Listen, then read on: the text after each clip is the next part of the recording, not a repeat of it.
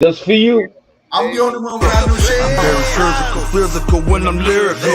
So bad it down with medical, something critical. It's gonna take a miracle. Bright lights, but the spiritual written down like biblical. I finally reached the pinnacle. Yeah. Welcome to the house, the one they talking about. Word of mouth, the boxing PlayHouse, without a doubt. All the latest and greatest boxing news, that's what it's all about. Bienvenido a Boxing PlayHouse Latin America. Esta semana vamos a hacer el programa otra vez en inglés. Perdón por los compañeros míos de esta semana no hablan español. Bueno, this week on Boxing PlayHouse, we have the honor, the privilege of interviewing not one, but two amazing pugilists, historical fighters. First and foremost, I want to welcome in my guest, my co-host, Ray Sosa, and Maestro Spanish. Ray from Spanish Harlem. Hey, Ray, are you back there somewhere? Yes, I am. Right here, baby. Come on, Ray, what's going on, baby? We have some exciting news. We have my dude right here that comes from a boxing family.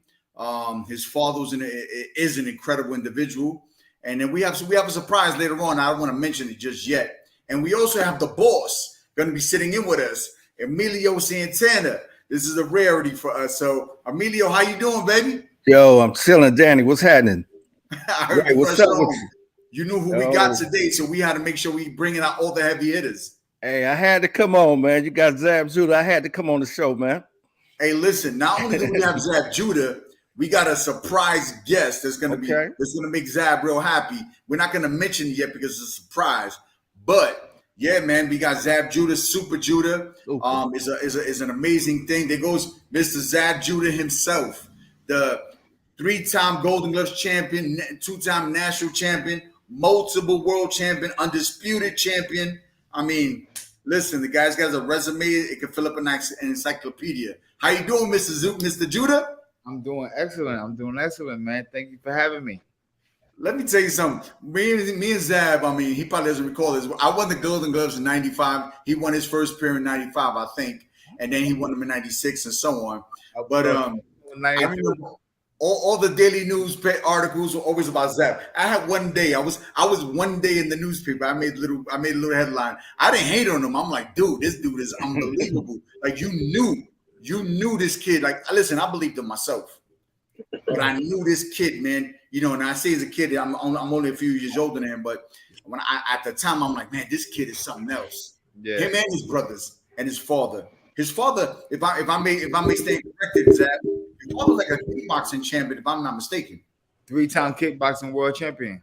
Jesus, look at that, man. That's unbelievable. Yeah. Hey, guys, man, chime in, yo. Listen, we got the Superman in the house, you know. Wow.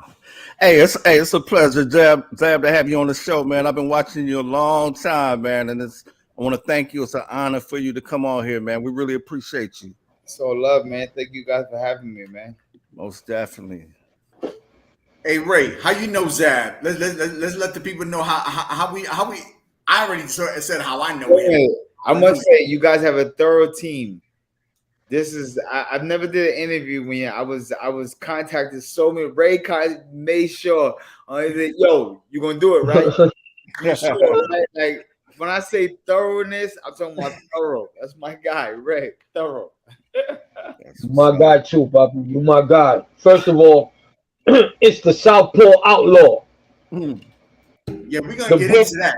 Hey, Emilio. I don't know if you know, aside of all the talented things that Zab has done in his life, I mean, IBF, WBO champ from 2000 to 2004, undisputed champ in 2005, IBF champ 2005, the lineal welterweight champ, light middleweight champ. I mean, he's, look, man, some people dream just to do it once. This guy did it. A lot of people don't know about my light middleweight championship.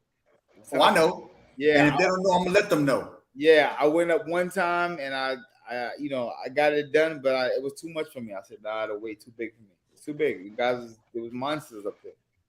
Hey, Emilio, you know another thing, and Ray, you know another thing that I just learned about. Not only does he do a lot of things, and we're gonna get into the music aspect of things, but he volunteers to do a teaching a nursing assistant class. He helps out in adult care for people with dementia. Like, people don't know that side of Zab. Like, that's something that we need to really give him his flowers on. You know what? I always wanted to be a doctor, but you know, the time that I discovered this was probably too late to go to medical school for me. You know what I mean? I was already champion of the world, a millionaire, and everything. So I said, what's one of the things that I could do? So I took up a nursing assistant class, and I learned so much. Oh man, that enlightened me, and through that, I was able to help take care of patients with dementia and Alzheimer's, and and through the years of that, I developed, a lot of patients' relationship. You know what I'm saying, with families and with people still call me like my dad asked for you out of nowhere. Like, you know what I mean? It was just out of nowhere. My dad was like, yo, where's Zab? You know what I mean? So, when you got things like that and years went by and that's still going on, that's very much appreciated. So you did something good. And yeah, that's I was going to be a doctor, but I had another whole path for life. So the doctor stuff didn't work out. But the nursing was very helpful and beneficial in my life. Wow. Hey, listen, I chimed in and I interrupted when I asked Ray a question. Ray, Maestro, let's tell everyone how you met this wonderful, amazing Zab Judah, the former everything. I mean, the guy did everything. How did you meet him? Let me just try to give you this real quick, because I walked into Gleason's. I had one Cruz with me. He just got out of jail, and I wanted to take him to Roca. I wanted him to take him to Roca. So I walk in there, and I see this kid shadow boxing in the ring, looking sweet as hell, man. And I just stopped. I said, Roca, who's that? And he said, that's Zab Judah. I'm like, damn, he's sweet. Nobody talks about his shadow boxing. Nobody speaks how sweet he looked in the ring. But I noticed he was one of the first cats I ever seen with headphones on. He had headphones on in there. So, of course, with the music, he looked even sweeter. So I said, man, he looked like he going to be better than Pernell. Faster, slicker. So now when I said that, a man out of nowhere comes up to me and says, what you said? So I said, oh, I thought I said something wrong. I thought I was like, what you mean? Say that again. Say that again. He came up to me real like aggressive, and I'm like, what? I just said that I feel that kid going to be better than Pernell. And then he called Zab. Zab, come here. I said, oh, shit, what I got into now? So Zab gets out the ring. This man actually said, come here. Tell him what you told me. I had to say it again. I said, nah, I just think you can be better than Pernell. And then he tells him, what I told you. And it was Zab's father, Yoel. He must have been telling his son, man, listen, I know you love Pernell and you like him, but he must have told him as a father that he could be better than him. And I just spoke that. And ever since I met Yoel, solid guy, man. Aggressive, But I thought I had beef with him because, what you said? Yeah. So it is. I mean, it's a father's love. You know what I'm saying? He's always said that, and not maliciously, because I love Pernell Whitaker, and Pernell Whitaker loved him, and him and Pernell Whitaker was friends first before I even knew these guys. Him and Mike Tyson was friends. I didn't know. Okay. I met these guys through my father. Remember, my father was a champion of the world out of Brooklyn. So, he knew people, and he was around the boxing world. He was around the Mark Breeding, those guys like that. So he brought us around that. It wasn't just me. I got 10 brothers. He took all of us as a group to meet all of these situations. And, I remember us being 8 years old and Mike Tyson waking us up at, Mike standing in our living room at 8 years old. I remember, meeting Riddick Bowe, meeting Mark Breland when Mark Breland was the champion. He just came home with the WBA belt. And that was our first time ever getting to look at a real WBA boxing world champion belt. We were still amateurs and still kids, but it's the situation that it goes through you like, wow, like you be like, oh shit, this is crazy. You know what I mean? Like, this is really it. You know what I mean? So, but that was some of the things. So my dad was always proud about me. He was always proud about us. He always told us you could be better than anything or anybody that's moving or walking. Any living being, you could be better than that. just believe in yourself. And he did all of that out of motivation for us. You know, that was one of his motivation tools, was to speak like that. If you knew my dad, he's very aggressive. He's very like, he's a militant dude. He's very militant. My dad is I never had no soft days in my house. It was never no like, hey, sit down. I got that from my mom's. I said, so my mom and my father met in karate school. So they're both black belts. So they're both very two disciplined, aggressive people. You know what I'm saying? Bro, you know what I mean? So I had it tough on both sides. You know what I mean? So wow. But Pops definitely was aggressive with his wordplay, aggressive with his actions. You can be better than anybody. Fuck him. He nobody. You better. Right. He wasn't malicious. What he told you. That's just how he was. He was trying to deliver a message to us to make us understand. Like, fuck him. I don't care about him. You know, and you'd be like, all right. Like, that's how he was. So when Ray made that comment, that was like music. What? I've been telling him that. Yeah, come here. Say it again. Like, you know what I mean? That's how he was. He was like, say it again. Nobody's better than you, you know. But he was doing that to motivate me, to like, you know, push me to be like, you know what I'm saying? Don't look at one person, be better than that person. You know what I'm saying? He always say, you know, because me as a young guy coming up, I would watch everything Pernell Whitaker and Mike Tyson did from the time I was alive. I knew about it. And everything after that, I was there to witness. You know what I'm saying? So it's one of those kind of, you know what I'm saying, thing was, and Marvin Hagler. I was captivated as a boxing, you know what I'm saying, person. I was captivated with these people. I was like, what they did from a southpaw, left-handed, guerrilla tactic stance, it was captivating to me, bro. I was like, that's crazy. You know, and then to stand up and wake and at 8 years old to see Mike Tyson, to know, I know this man. He shook my hand. He know me. He was in my house. He was in my house at 4 o'clock in the morning. Like, wow. I know this dude. You know what I'm saying? So now I'm a kid, so I'm running around the hood like, I know. I met this man one time in my house. I know this man. This is my uncle. Word. This is the kind of energy you're moving around with. You know what I'm saying? So now you watch this man do a highlight of the whole world watch, and now what do? You mimic this. You mimic it. Whatever he did, good or bad, you mimicked it. Right. Crazy. Yes, sir. Yes, sir. You know, Danny, I want to tell Zab, I'm looking at him, man. He look like he ready to go 12 rounds right now. He look I like was just telling him, he hasn't gained no weight, man. He's in fight weight right now. Oh, man. You know what it is? And I tell people this, and this is real. From 6 years old to 41 years old was my duration of boxing career. I've never done anything in between. I never played no other sports. I've only fought. I never had a job, none of that. Throughout those years, it helped me elevate. You know, when I was 17 years old, USA amateur boxing money started coming in. After, when I turned professional at 18 years old, by 20 years old, I was champion of the world. Wow. I ain't gotta tell you no more. Life was just, it went up from there. So, you know, far as financially, I never had boxing and fighting was the support of my life. You know, and I'm only 45 now. So I'm just outside now in retirement life these last 4 years, understanding and learning, you know, life. I'm having fun. You know what I'm saying? I'm enjoying life. I'm playing golf. I'm with my kids. We're learning other sports, football. You know what I mean? I got twin boys, and they phenomenal in football. I got another son, little Zab. He's a mastermind on a computer.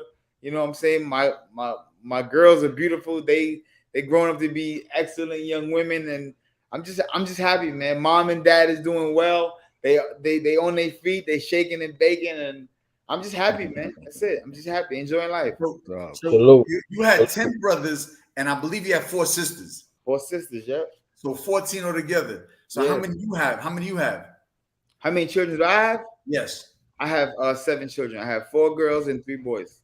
So you're 7 behind. Yeah. Well, I'm good.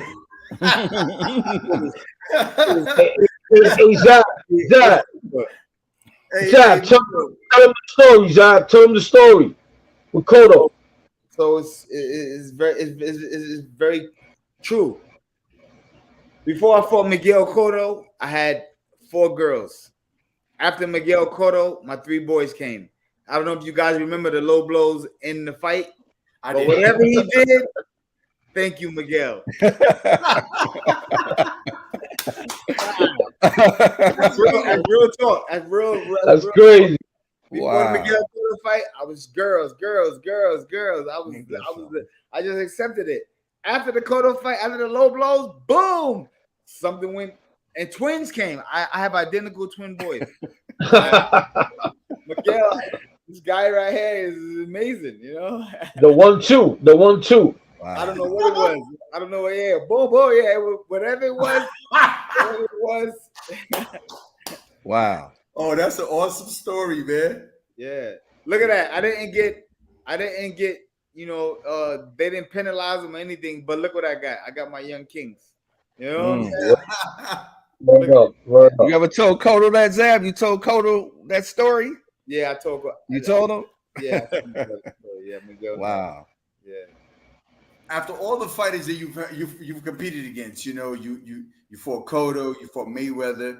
Are any one of them that you kind of like you still stay in contact, or do you stay in contact with most of them? For the most part, yeah. Anybody that's still here and alive and anything, yeah, we all like through Facebook or through. I even keep contact with my guy for first day, my first opponent. You know what I'm saying? Michael really? Johnson. You know, yeah, we still Facebook friends and you know what I'm saying, we shot each other out through that. I mean, you know, a lot of other guys that's in different countries in Venezuela and Argentina. I got a lot of friends in Argentina. On my wife's you know, what's my other guy over there? Lucas Matisse. Wow. Yeah, these guys we still keep in contact. I live in Colombia. I don't live too far. Nice. I moved to Colombia. I got married and I moved to Colombia. Nice. Colombia's nice. It's a nice life over here. Zab, when I first seen you years ago, man, you made me want to get a grill. You had the tightest grill with the diamonds. Remember the diamond grill you had? Yeah. Man, yeah. You made me want to get that. Man, I ain't even gonna front. I was the crossover to hip hop to boxing. When I was doing that, nobody was doing that. Nobody was bringing people to the ring. Nobody was coming out. None of that hip hop stuff was going on. None of the boxers mentioned in rap video. I mean, well, you know, I would give it to Tyson. Tyson was mentioned. Ali was mentioned because those are classical legends. But of my era, people that walk around my time, there wasn't. You was nobody mentioned but Zab. You know what I'm saying? There's not another fighter mentioned with more musical mentions than Zab Judah. Right. 100% right. Big facts. Right. That's 100% right.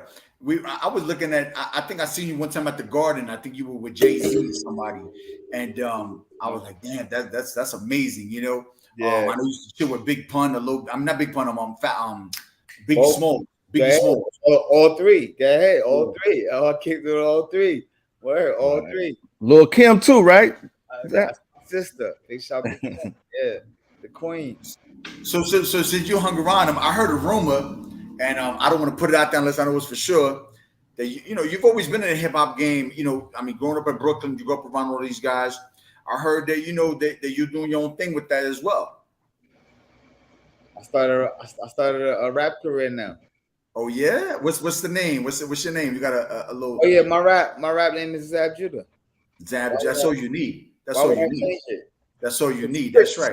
All black, everything. CCB the mob, address me as president. Black shades at the hall, I'm a resident. Black queen present, we looking like black excellence.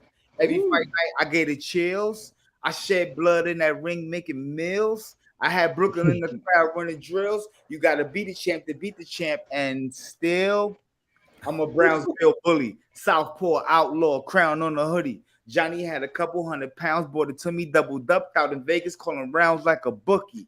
What's the business? Sky's the limit. I knocked out more niggas outside the ring than in it. If you knew where I was from, you understand. I'm from Brooklyn. No call outs is mandatory. Fight night fresh, not a fight night miss. Anything can happen on a night like this. Only Super Zab ever had a right like this, and that left still leaning like a little.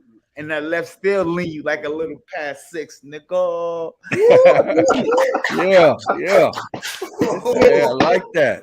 Freestyle. Fight Night Fresh is out right now on all platforms. Johnny Voga featuring Zab Judah is out right now on all platforms. Fight Night Fresh. Go get it. Listen up, everybody. Fight Night Fresh. Super Zab. Check it out. The boy is hot. He's always been blazing, but I mean, come on. And I got work.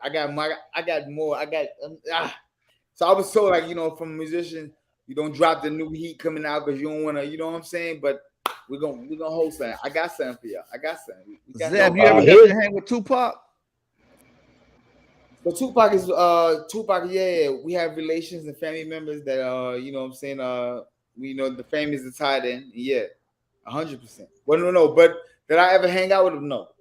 Oh, okay. No. We have younger when I was a younger. So me and Edie from the Outlaws, we was young kids in the, you know what I'm saying, in the house playing together. So when Pac came around a couple times, you know what I'm saying, but you know, they was a little bit older than me.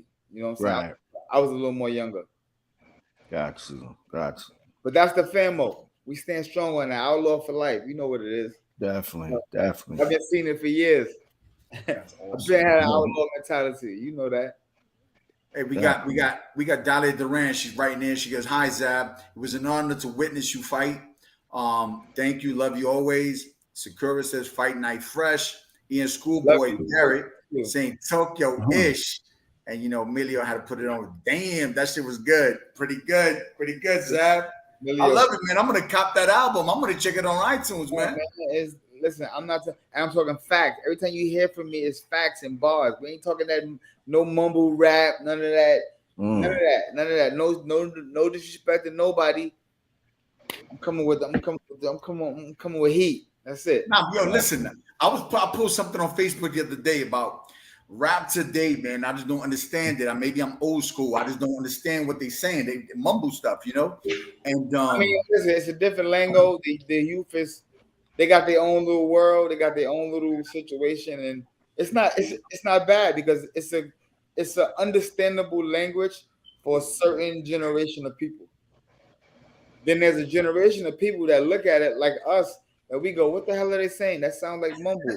But to them, it sounds like it's straight English. And then the things that we're talking about sounds old to them. They're like, "What? We don't hear that old shit. Get out of here with that." You know what I'm saying? Like, you know what I'm saying? I know a lot of young dudes. They be like, "Yo, I don't want to hear about what happened in '84. That was cool and all that, but I don't want to hear about the Frank Lucases and I don't want to hear about all that. I don't want to hear the Frank Matthews and what they did back '64. He had the whole blocks and Italian mafia. They don't want to hear about that. They don't want to hear that. They creating their new stories right now. It's different. True. It's a difference. They got a whole different mentality than we had, bro. Yeah. Like, you know, we was outside with let's knuckle up, play Skelly, do this. No, these niggas is different. They hit you with shit that's, boy, shit you can't even hold, brother. That shit got a 100-round drum on it. You know what I'm saying? Like, shit is different these days, boy. Nah, you don't. It's different. Right? Yo, listen, I'm 62 and I listen to the Migos, all right? Said the Migos. I listen to them, yo. They hot to me. That's not mumble rap. I like the Migos. Migos put some fly. They drop their shit. They ain't that. That's not mumble rap. I like the Migos. Hey Zab. So my question to you is, for you to you rhyme like you fight, man. You can rhyme. So how long you been doing that? Say it again. You rhyme the way you fight. You rhyme good. So you must have been doing that for a minute, right? Nah. Never knew about this design passion or nothing. I learned. Well, actually now it should be like 2 months and a half now. Probably 2 months and a half I've been doing this. Holy shit. Wow. My boy Johnny Voga. And you know, Johnny Voga, we was in the studio, we was chopping it up, and he was talking about doing music, and you know, he came with the Fight Night Fresh situation. Fedro Star from Onyx, he produced that beat. So when y'all hear it, the beat produced by Fedro Star. So it's no little everything is official. It's official tissue. It's going down. You know what I'm saying? Fight Night Fresh. It's out. What can I say? So Zab, you were East Coast dude, but now you live in the West Coast. Yeah, yep. So what brought me out here was the winter times. The winter times, I can't do it no more. It's nice now, but in a couple for New Yorkers is weird. In a couple of days, the shit go. Right. Put a coat like it don't even go from Lil Jack. Put a coat on. Put a coat on. You go outside. What the fuck is cold? Like nigga be looking for a hat, everything in one day. Like it's different. Like I got tired of that. Hey Emilio. Yeah, what's up?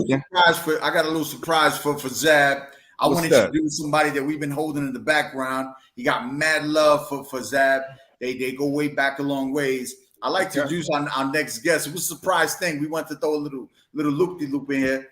George Walton, man. I want to bring him in if he's still back there. Guy at George Walton, hello. We at. You there?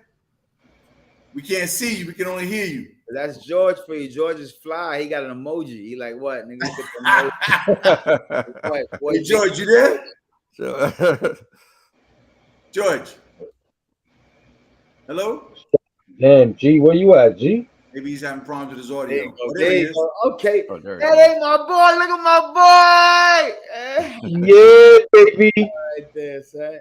Hey, let me say yo, George Walton changed the rules of amateur boxing. No cap. Talk to us. The way so you know how like now the refs jump in there with all that fast grabbing them. That's because of George. No lie. I witnessed it. So he used to hit dudes. Boom, yo, they head be flying and shit around like this, and the refs still be just watching. George, like literally, he would knock dudes out cold, guys. Wow. Cold. He would like stop the night would be on pause because they gotta get the ambulance to get guys in and get them out, to get them checked out. This is real talk. Like my guy was really the first stretcher. He was stretching dudes out. Stretching. No cap. Him, and then after me, I seen Curtis Stevens. Curtis Stevens was another one. He was, they was carrying dudes out of the ring, he was folding them, But it was Curtis Stevens and somebody else. They had a nickname. It was Curtis Stevens and Jadon Covington. Yeah, the chin checkers. The chin checkers. Jadon Covington and Curtis Stevens. No cap. Yeah. And they had Danny Jacobs too. Danny Jacobs and Kid Starks. Remember, it was all they were like a group. They remember when they went pro with the Irv Gotti squad. Yes, sir. I remember that. Oh, man, they was folded shit. Brooklyn boys. Word. Talk to us, George. You got some good stories about Zab or what? Oh nah. We can't hear you, bro. We can't hear you.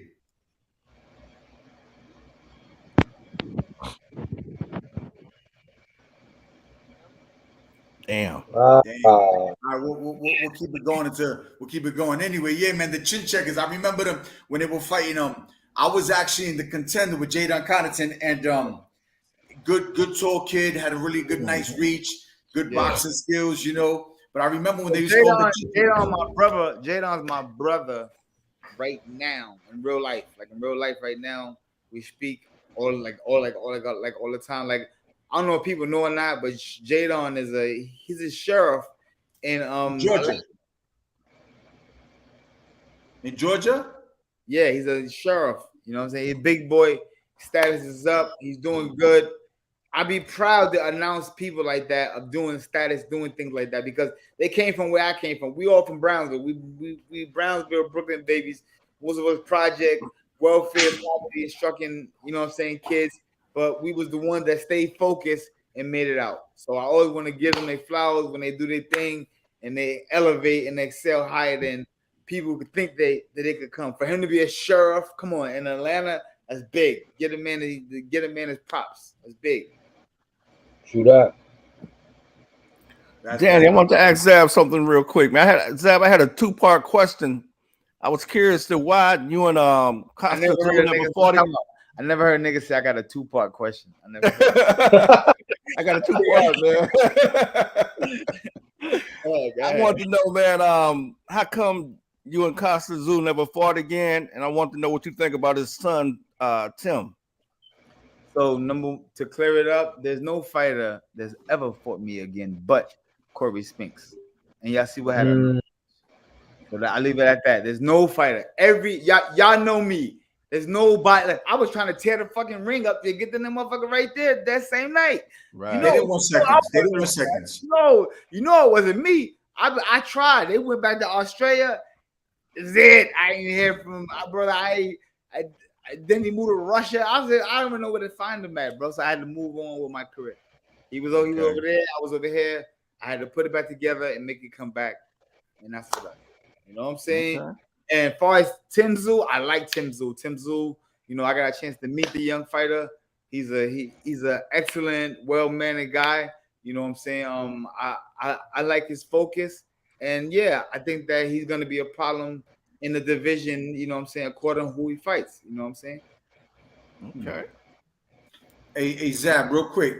You have your children. Do you have any children that are interested in boxing? And if they are you encouraging them or discouraging them? So I have twin boys. I have the twins is 8 years old and little Zab is 15. And they all three fight. They all got hands. They all know how to fight. They get busy.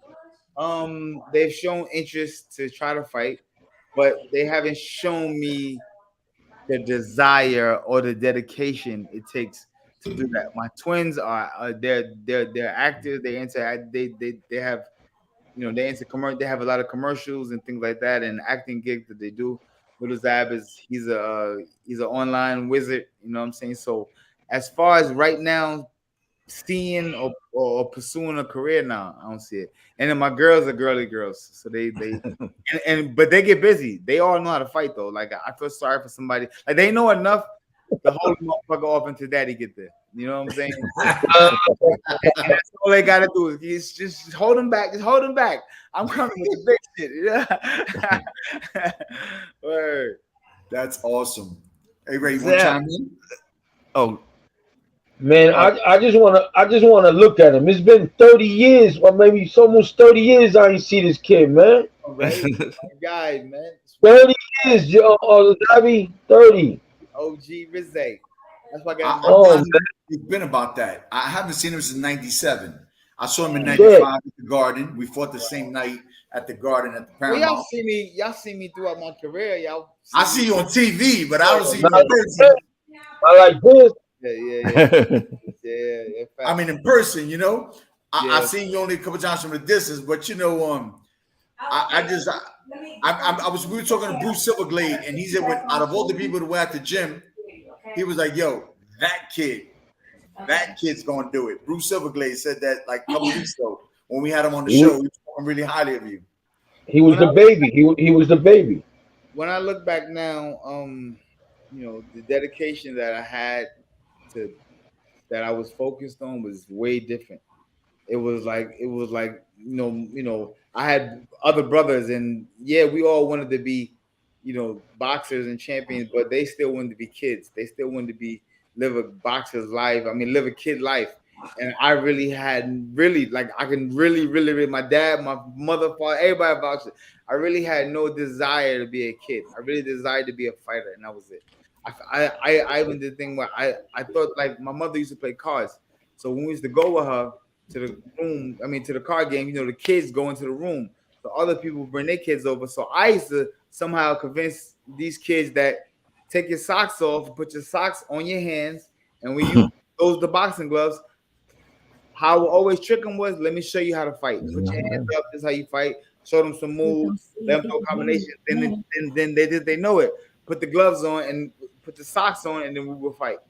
And then from there, it will be a movie. And then 9 times out of 10, somebody nose get busted, lip get busted. After a while, people start telling my mother, you know, because her name is Kat. They would start telling her, Kat, you could come back, you know, you could bring the other kids, but that one right there, you can't bring him. You can't bring him. He always he want to fight. All he want to do is fight.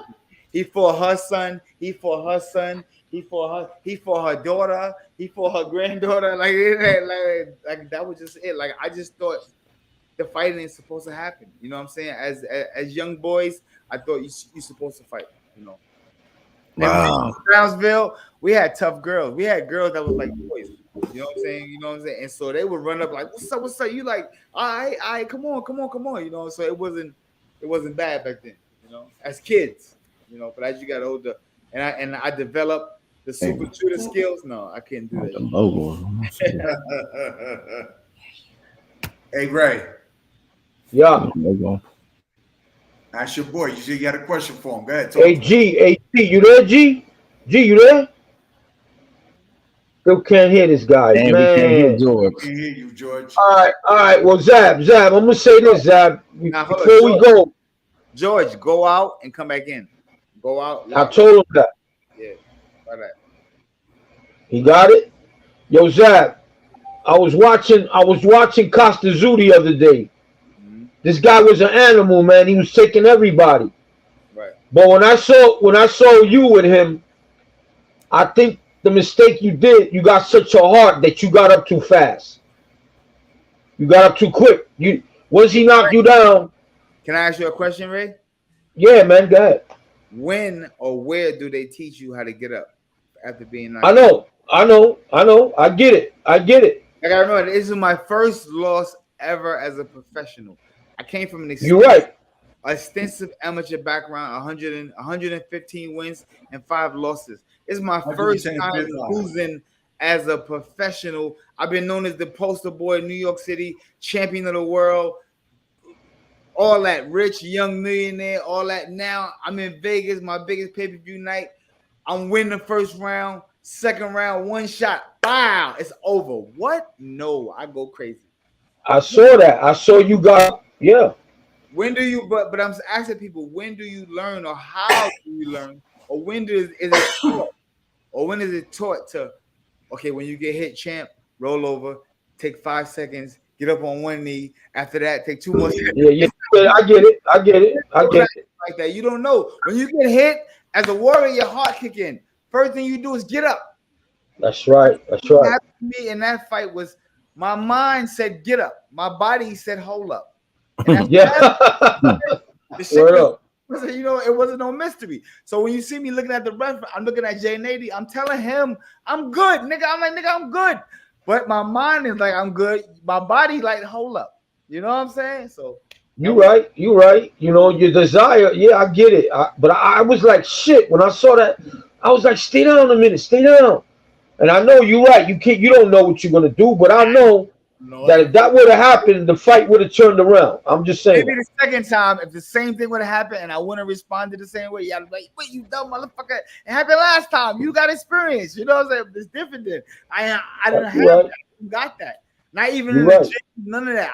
I've never been to that situation. When nigga hit you, boom, get up. I was back on my feet. What? I'm gonna kill him. In my mind, I was thinking kill him. The referee was looking at me.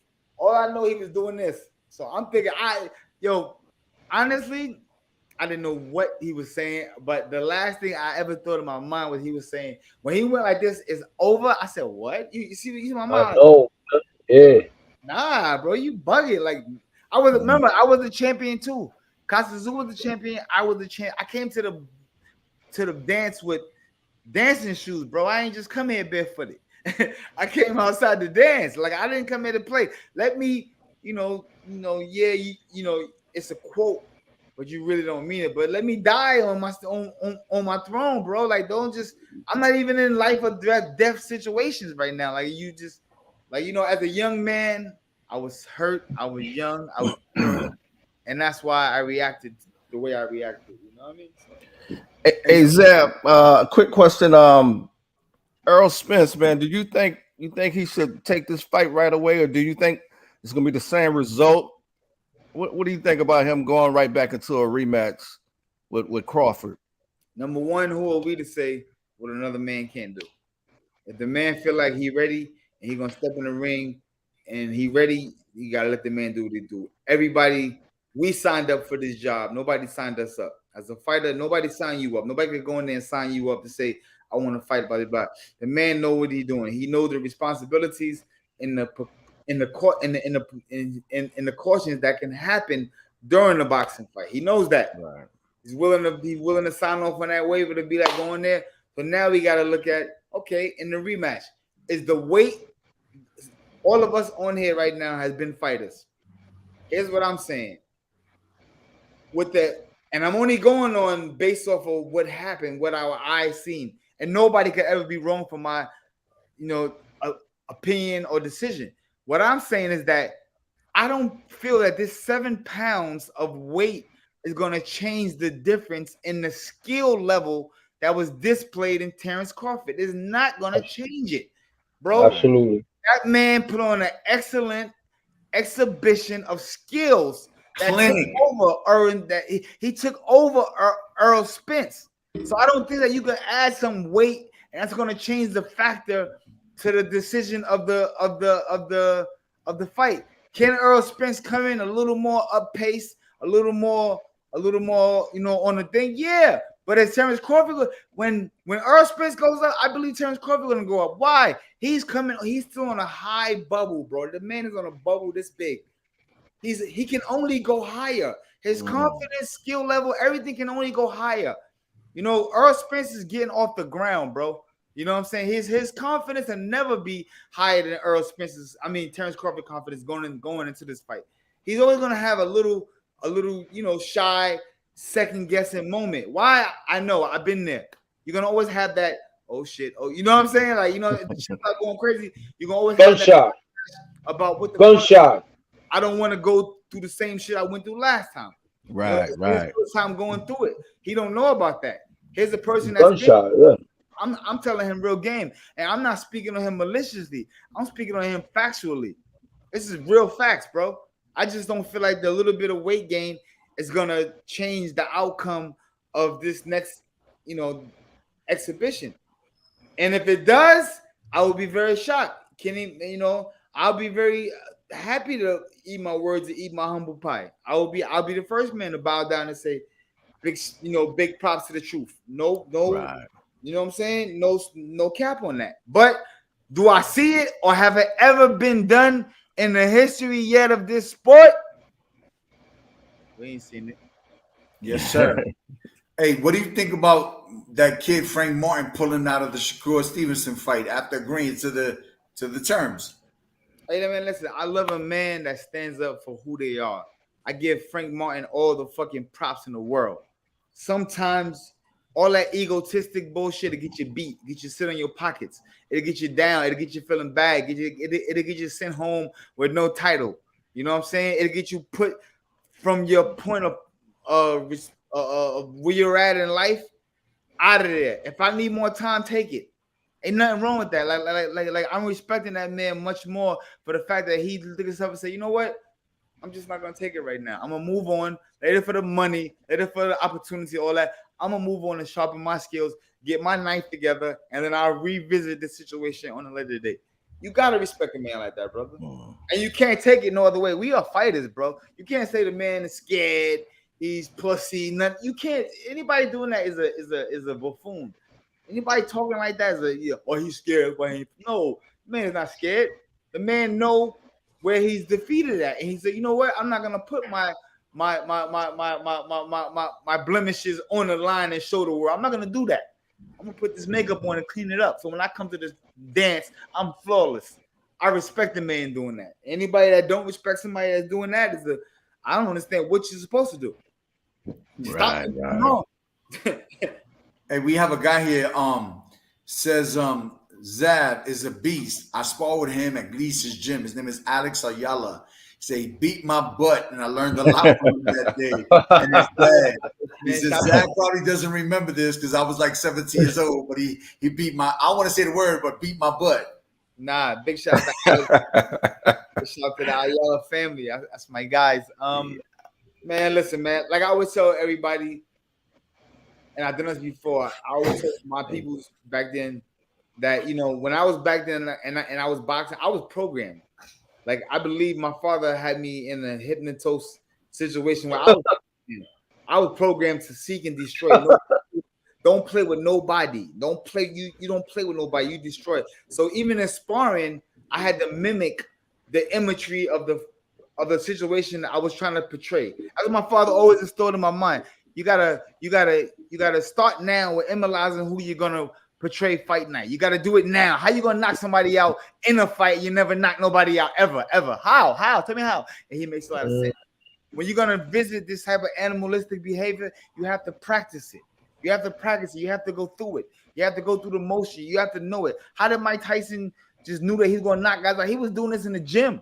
He was folding dudes 3 times his size in the gym. Yang. Sitting George, same thing. George was practicing this in the gym. He was folding guys in the gym. So when he got to the fight and you put the little gloves on, he was already confident that, watch this. Just watch this, y'all. Bing, bing, bing, bop. Night. We already knew it. We knew it. We knew it from the get-go. I knew when I put that double jab on you and this left hand hit you, brother, you gonna do something. You gonna do the funky chicken or you go night.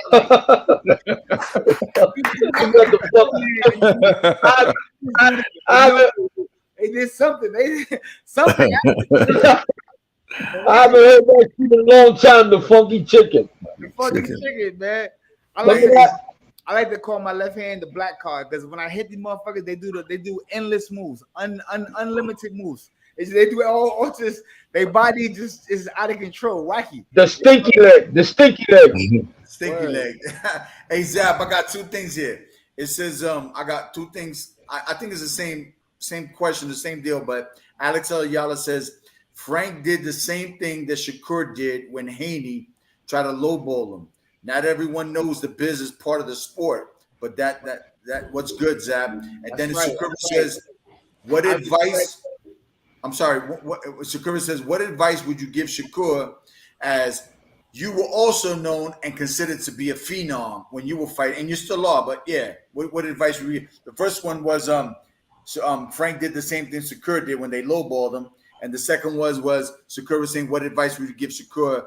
Now that he's considered to be a phenom. Well, I would give both of them the same advice. You guys are doing a great job. Take your time. Don't let nobody put you in the fight and put you in there for under your value of what you are. You know what I'm saying? These guys, they know their value. They know what they feel that they're worth. And if you don't get it or get somewhere close to it, then hold out because you know what you bring to the table. Take another fight, go on. Put on an excellent exhibition and bring it back. And then say, watch this now. You know what I'm saying? Now the money goes up. Yeah. So big shout out to Shakur. Big shout out to Frank Martin, man. I respect people that have a brain. If that makes sense, bro. You know what I'm saying? Yeah, we warriors, but sometimes you got to have a brain. You got to have a brain, bro. You got to know when to go into the battle, when not to go into the battle. You know what I'm saying? Like, and if you look at finance and money and let that distinguish your war times, then that might not be good. It worked for some people. It don't work for everybody. It don't work. You're right. Immediately I was having a conversation because I'm a trainer now. And I train my kids, and I tell them all the time: if you don't set your value, somebody's going to set the value for you, and it's going to be less than what you think you're worth. Oh, less 100%. Definitely. Zab, you ever been in that situation when you fought somebody and you felt like you should have got more? Nah? Handle mine. Oh no, we out the gate, Hey, I have a question. Hey, Zab, of all the fights that you had, and you had upwards of almost 60 or so. 57. Yeah. We're all retired now. I'm retired. You're retired. George is retired. This is for both you guys. What was your toughest opponent? My toughest opponent was Mickey Ward. Oh shit! The hardest punching opponent. The hardest punching opponent I ever fought was Lucas Matiste. That motherfucker hit he hit like George, and I sparred George. So I know that Lucas Matiste. I don't know if y'all remember. Go back and watch. Watch him. So I was his first defeat. I defeated him first. Go back and watch what he was doing to the division, bro. He was putting dudes on their face, bro. They wasn't moving. It wasn't moving. And that's what I beat him. What about you, George? What was your toughest opponent? Damn. We still Okay. Yo, can't hear. man, he's on mute, George man. might have to do some sign language. You gotta type in the comments. You gotta type in the comments. You gotta do We some got it. sign language, George. Sakura put that Argentinian boxers are known to have serious power. Yeah. And maybe it's all that red meat that they eat over there in Argentina. Well, big shout out to my Argentinian guys, man. They do. Omar Weiss, another Argentinian I fought, hit like a mule. Marcus Maidana, another mule. Like these dudes, they known for putting it down, 100%. Zab, how you see the Canelo Charlo fight going? It's gonna be an excellent fight. You know what I'm saying? Like I told people, Charlo has, gained a lot of great interest in the fight towards myself because of, just his. I love the way his pause is in this fight. He's not allowing himself to get emotional. You know what I'm saying? Right. He's not allowing the height of the event take over his emotions. He's just like, all right, watch, y'all see.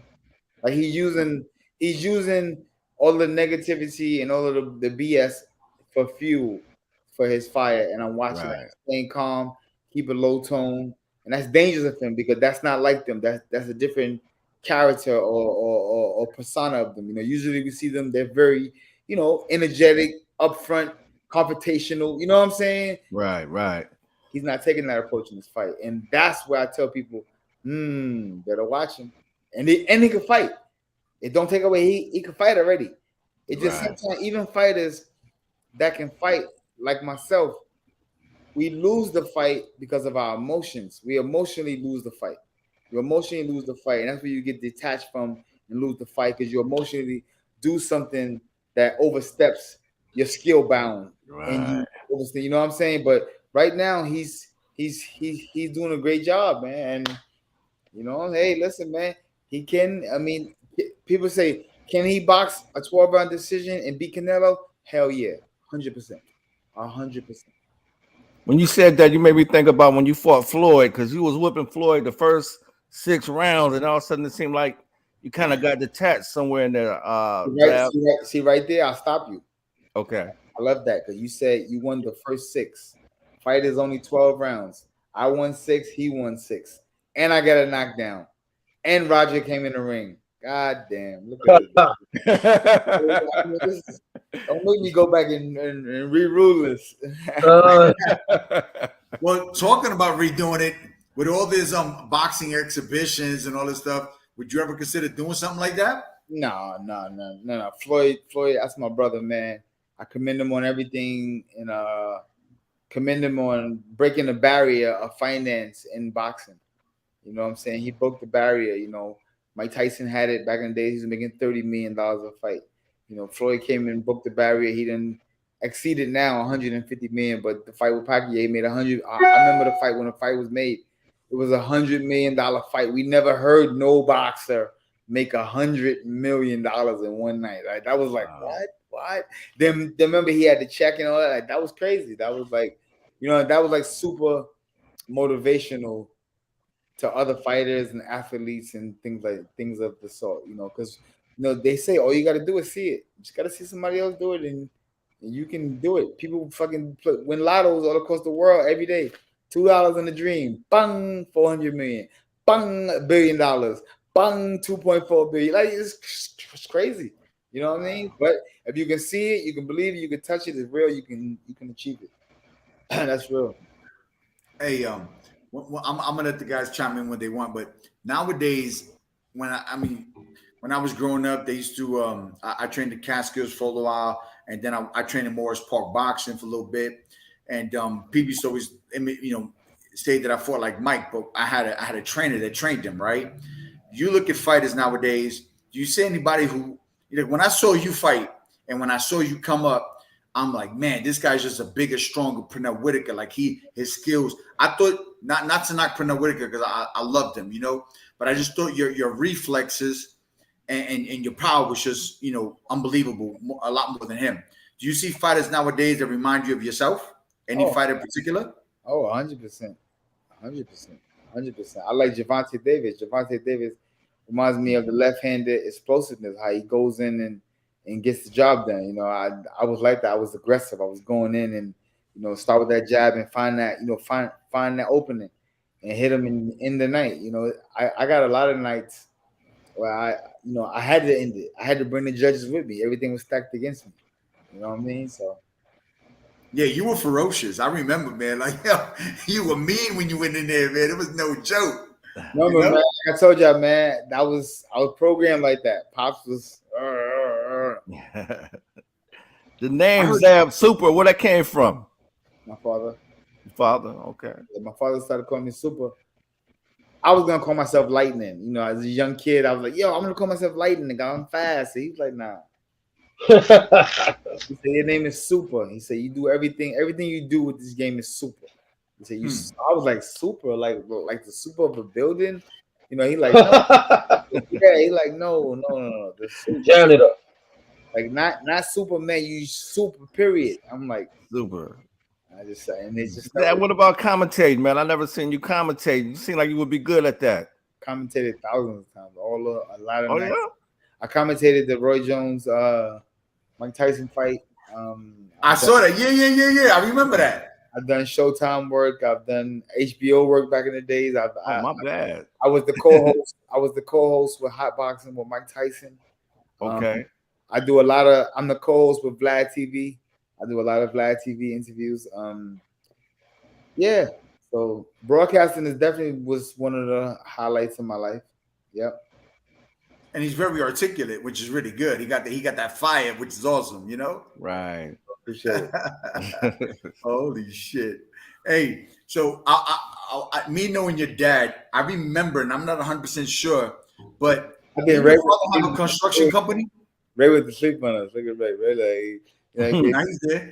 Hey, did your dad have a construction company back in New York? Yes. I remember that.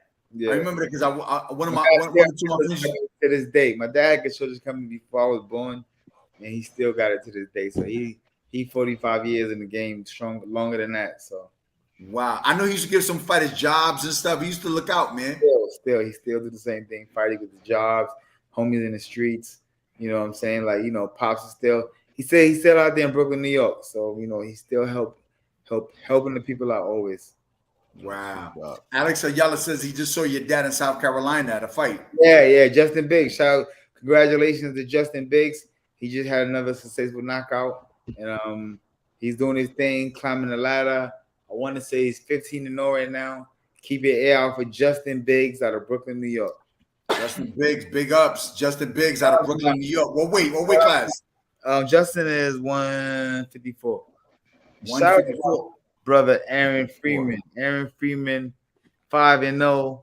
You know what I'm saying? Yo, George, you know $8. $8 5-0, professional, or 6-0 with a title. Well, shout out to my brother Aaron Freeman, a businessman that's showing the world out of Brooklyn, New York, to show the world that you can be anything that you want to be. You just put your mind to it. He put the dedication and the hard work into going there and create a real boxing record on BoxRec. And he has won a championship belt out of boxing. And that's phenomenal to be boxing a couple years now and to accomplish those things. Phenomenal. Shout out to my brother $8. Wow. Hey, Emilio. Yeah, what's up, Danny? Don't let me hold up the whole show, man. You ask my man some questions. It ain't too often when we got a legend like this on the show. I know, right? I'm just glad to see Zab on here, man. It's just an honor for him to be on here. And man, I could talk to him all night, man. I got all kind of different questions, man. Oh, shoot him. Part two. It's just, was it right? Part two. Zab does a lot of stuff. He's got his rap. He's got his hip hop career. He's got a few kids. He's doing Vlad TV. He's doing hot boxing with Mike. Every time I turn on the TV, he's doing something. I have an exotic toy line too. It's called exotic. UndisputedToys.com. Undisputed Toys. Wow. Yeah, so I have my own condom too. Hey, let's put it out there, man. Let's even know. My slogan is protect yourself at all times. That is awesome. I like that. Yeah. Oh my God, that's the best. So if you go to undisputedtoys.com, you'll see everything. Hey Zab, who was your favorite fighter, man?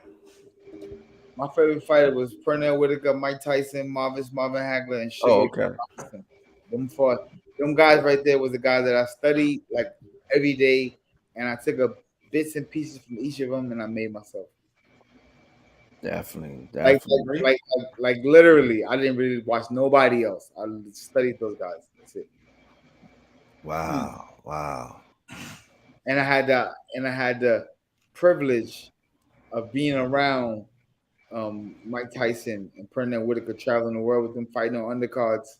You know, my pro debut was on the co-main event of Pernell Whitaker. You know, I've opened up for Mike Tyson more than 6 times.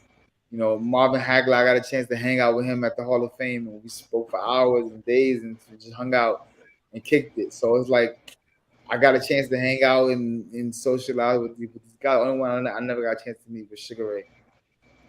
I'm gonna tell you a funny Mike story. So I bumped into him a few times. One of the times I bumped into him, it was kind of cool. He was real nice, real cordial. Another time I bumped into him at the Garden, man, and he was like super aggressive. He was charging through people like he must have got in a bad mood that day. You know, another time I spoke to him because I trained in the Catskills, and even though I didn't train there when Mike was there, I trained there 20 years after he was there with Kevin. I talked to him about the number system and the Willie and all that good stuff like that. But Money's it was funny because every time I hung around Mike, he was cool. But when he get around, the only one time I seen him kind of strange was at the Garden when everybody was coming like, yo, he was like everybody clear. It was part of like the Red Sea, man. It was bugged out. You had any times like that with Mike? Any strange times like that? No, big bro was solid always. All right, my brother. Listen, how do people? We're gonna end the show here real quick. How do people? First and foremost, you told us about our website. Say it again. I was looking at the documentary they made on you. It says that documentary they made on you. I'm just gonna watch it tonight, man. The Left Hook deal. That's not about me. Wait a minute. Something that's very important to me. Hold on. Something wait, I wrote down. Wait, clear it up. That's not my documentary. Oh, hold on, but forget about that. Something else is very important to me. I highlighted it here. You had a little bit of a health scare, my brother. You're doing okay. And how was that? I had a brain surgery 5 years ago. Today I'm still here. You know what I'm saying, with the grace of God. And like I said, it's one day at a time. That's it. Well, you look great. My brother, I'm gonna tell you this. I was looking through my Golden Gloves, that little pamphlet they give you with the Golden Gloves logo and everything on it. I was looking at the picture, bro. You look exactly the same. Only had a little bit of hair back there. That's crazy. You look better. You look the same way. I mean, you look the same, bro. Damn. He look better. He look better. Take it to the Most High. All right. No. Anything else, guys? That you want to talk about your website, how people can purchase some of your products, how people can stay in contact with you and look you up? They'll see. And your music. Hold on, your music. You can go to I'm on all platforms right now. Just type in Zab Judah. Zab Judah Fight Night Fresh. Fight Night Fresh. All right. Featuring Johnny Vogel featuring Zab Judah. Featuring Zab Judah. You heard it there first. Hey guys, I'm gonna chime out. I'm gonna let you guys say your piece to him. It was an honor and privilege to have you on the show, Zab. God bless you in all your endeavors, your family, your father, your brothers. God bless in every aspect of your life, man. Okay, thank you, brother. Thank you, brother. Appreciate it. Emilio, Ray, go ahead, close it out. Wait, I think we can hear him. Oh, can we hear George now? Can you hear me? Oh wow! Oh man, now we hear you. Now Zab, we hear what up, bro? Yo, what's up, my guy? What's up? All right. What's up with it, man? Oh, now we can hear you. Oh my God, we're about to close out too. It's all good, man. Yo, hey George, we'll have you on a future show. Sorry. We'll do a future show with you. Yeah, nah, it's cool. It was more than a pleasure to see my boy. You know what I mean? No, that's my Appreciate you, man. Love you, bro. Love you too, Wish you all the best in everything you do, man. And I'm gonna cop the album. Yeah, it's coming. So am I. All right. Zab, the music, you plan on going around like touring with it? Doing shows? Yeah, I just came from New York. Well, Onyx. We just did the Sony Hall in New York. We got some we got a promoter now lining up some dates right now. So a couple of dates gonna be coming, and I got some more music dropping right now too. So come to Florida. I'll be down there. I'm coming. I'm on the way. Which Spotify are you in? We in St. Petersburg. I live by Winky Wright. Oh, that's my brother. You know that? That's my golfing guy. I gotta come see him. Yeah. Winky, Tarver. We all live in the same area. Tarver, the homie too. That's the bro. Yeah. Keith Thurman, Jeff Lacey. All the homies. All the Florida boys. Also, y'all all right there together. We all right here in the Bay Area. Nate Campbell. Yep. No, man. Nate. We see Nate all the time. Nate, look at this. Oh yeah, Nate, my dude. That's my dude Jeff right Lacey. there. Jeff Lacey. Yeah, Jeff. Yep. Jeff got inducted in the Hall of Fame about 2 years ago. Congratulations to my bro. That's my guy. That's another one. What? Fold him. I used to watch him fold dudes. Jeff Lacey. Yeah, Lacey's a fold dudes. Big shout out to Jeff. All right, guys. Well, listen, man, my brothers, we're gonna say goodbye. I was gonna let Emilio and Ray say goodbyes and close it out, guys. Hey, once again, Zab, thank you so much, man, for coming on, man. Appreciate you. I'm gonna go on. I'm check the music. I'm gonna cop it, man, and hopefully see you down in this area. You got it, my guy. Appreciate you too, man. Definitely. Ray? Hey, y'all should play when this segment come on. Be playing Fight Night Fresh. That'd be hot. Hey, Sakura, play it. Play it, baby. We got to get it there. Hey, he just freestyle for us right now, man. We had to honor him freestyle just now. It was hot. Yeah. I can't believe he just started rapping 2 months ago. I can't believe that. Yeah, 2 months ago. He's sharp. He's sharp. And it's fun. So I'm a student of the game right now, studying. Like I got some Styles P. Oh my God, Styles P is a monster. Jadakiss, fabulous. These dudes is pause. Mouth me the fire extinguisher. No cap. Pause. You know what I'm saying? You look like you fit in with Onyx. Talk to my brother.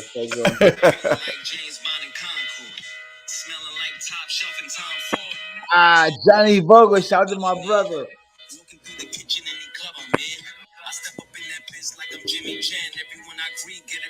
Another busy friend.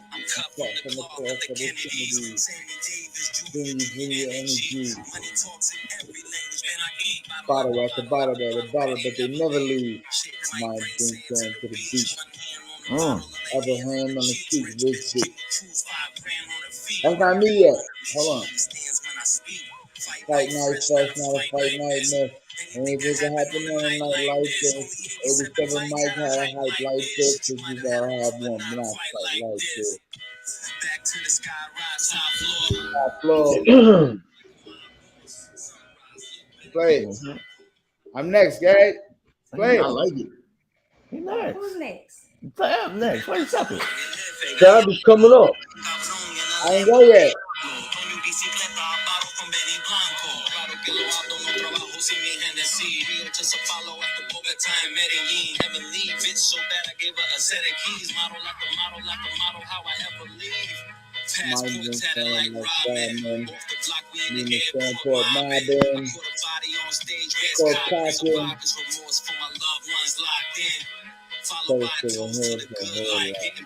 Here we go.